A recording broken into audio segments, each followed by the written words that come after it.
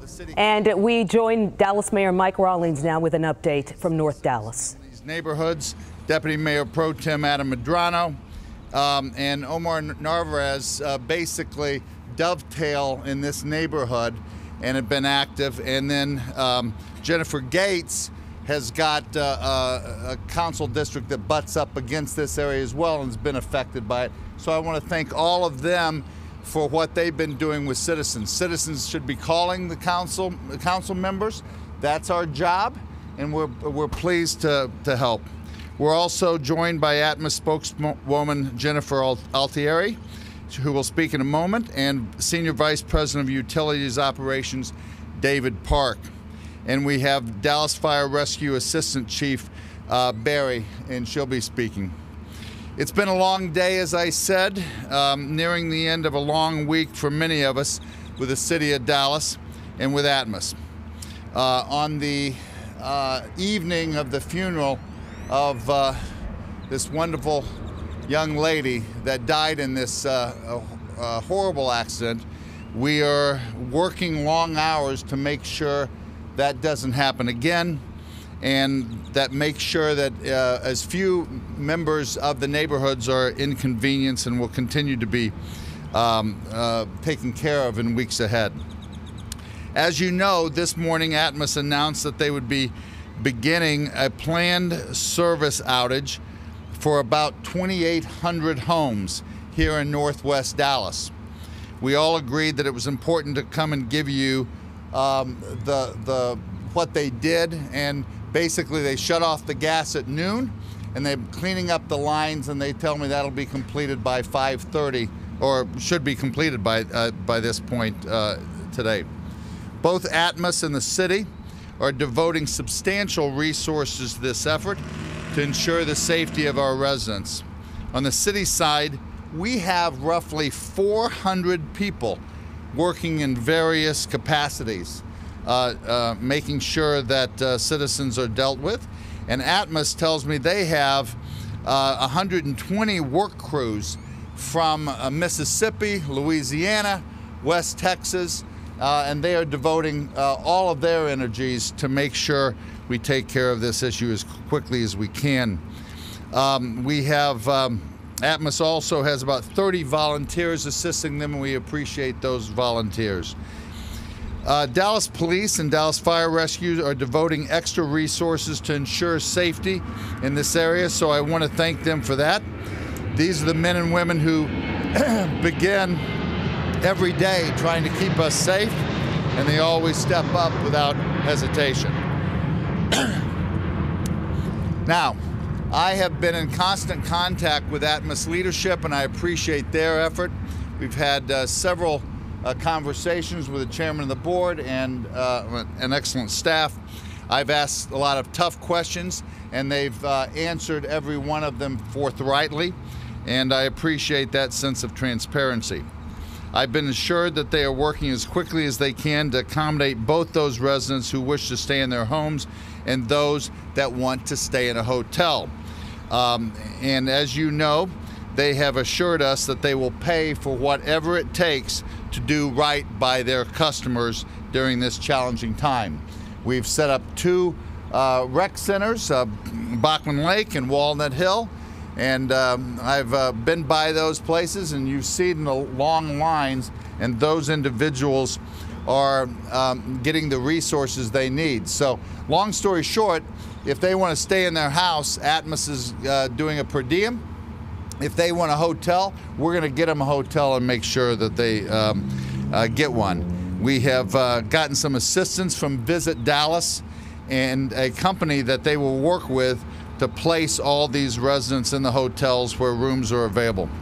We do not want residents already in stressful circumstances having to run around looking for a hotel room if that's what they want in Atmos, so I appreciate Atmos pledging to make this happen. Now, I want to be as transparent as possible about what we expect in the coming weeks. Atmos has said the gas line replacement effort may take up to 2 or 3 weeks to complete. Obviously, this kind of work involves our streets, alleys, and sidewalks. And as anybody that drove here tonight saw how big the traffic was in all these neighborhoods. So it is going to upset things for a little bit. So it may well stretch into the end of April before we're able to get all the infrastructure back in good shape. They are continuing to look for any sort of leak surges in other places in Northwest Dallas. This is just focused in this geographic area, but as you go around the neighborhoods, you may see an Atmos employee with a wand walking around yards to see if there are any leaks in any place else, because the fault line that this is taking place on continues a little bit north, but the soil, I'm told, is different, and there shouldn't be those issues, but we're going to continue to look for that. Key city services will continue during this time, including trash pickup. Please stick to your normal schedule, but we ask that the residents place their trash in the streets in the front of their homes. We'll work around the Atmos crews and get to it as quickly as we can. As I've said previously, we're going to get through this together. We always do. And the city officials and Atmos employees are joined at the hip, making sure they work at City Hall and in their impacted neighborhoods.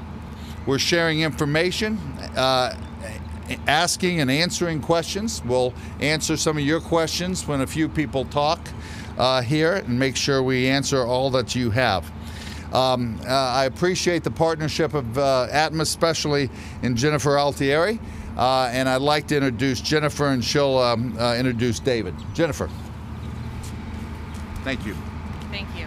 Thank you, Mr. Mayor. I just have a quick update. I'm Jennifer Altieri. I'm spokesperson for Atmos Energy, and we appreciate you getting out here today and helping us share these messages to our customers and to all the residents who are affected. As the mayor said, that's about 2,800 customers. It's a lot, or 2,800 homes rather, so even more customers. And so what we've been doing is, ever since 8 o'clock, and when we first told you this morning, it was about 5 a.m., we told you we'd be canvassing the areas alongside with the City of Dallas volunteers and fire department volunteers. And we did that. At 8 o'clock, we met right here.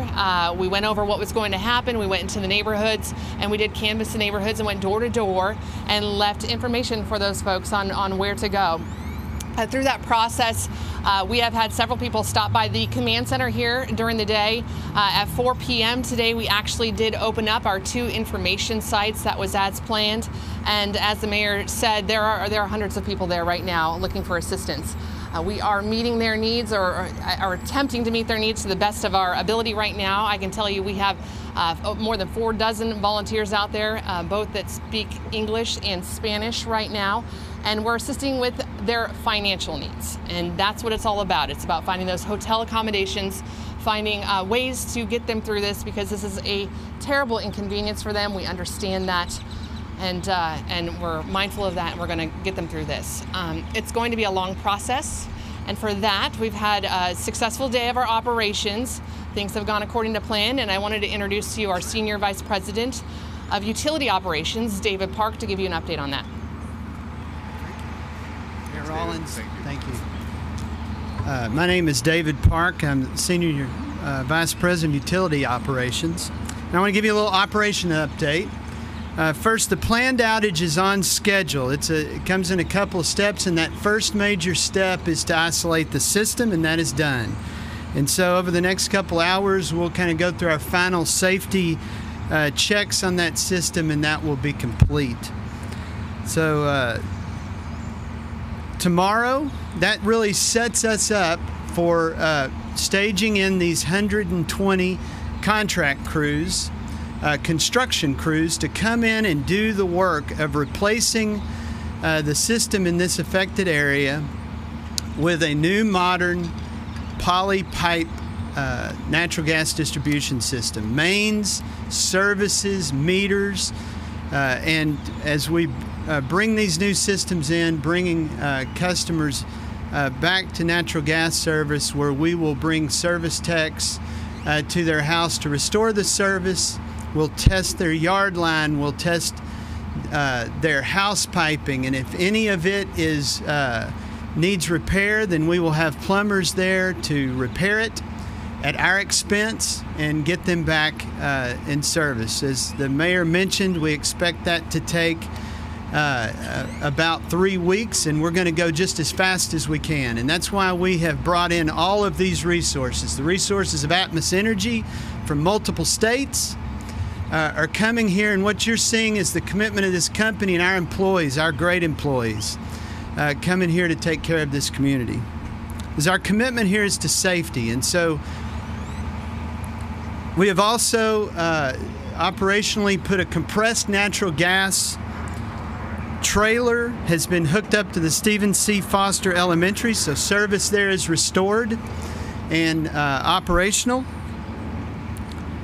And for those evacuated prior to March 1st, including last night's evacuations, we're working directly with the customers, letting them know when they'll be able to return and when evacuation is lifted. And so I know, we have this affected area, and we had this these unusual, unexpected, unprecedented operations that occurred after the rains. Unprecedented to Atmos Energy in the issues that we are having, and we brought in resources and began monitoring and repairing leaks. And so today, as we speak, we are implementing this planned outage so that we can get in and replace. And while we do that, we are going to continue to monitor outside this affected area.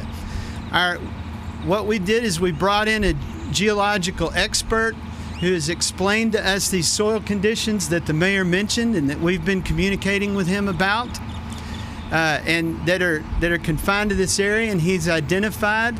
But we're going to go above and beyond. We're going to go ahead and keep surveying outside this area, making sure, out of abundance of caution, that everyone is safe and that the system is safe. And so there are going to be, as there were, we found a couple of leaks, and we shut in and evacuated a couple of a street block, and we are moving in resources. We're going to replace that as quickly as we can and get those customers back in there.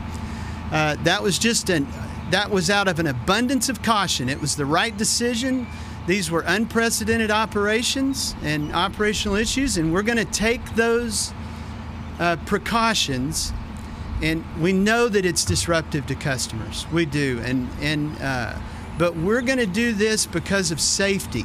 And so we're just asking, and we know that we're going to need your patience. We're going to work as fast as we can. And Mayor, we thank you for the commitment of the city and all the resources that are standing behind me here. We have just had tremendous partnership with the city. Thank you.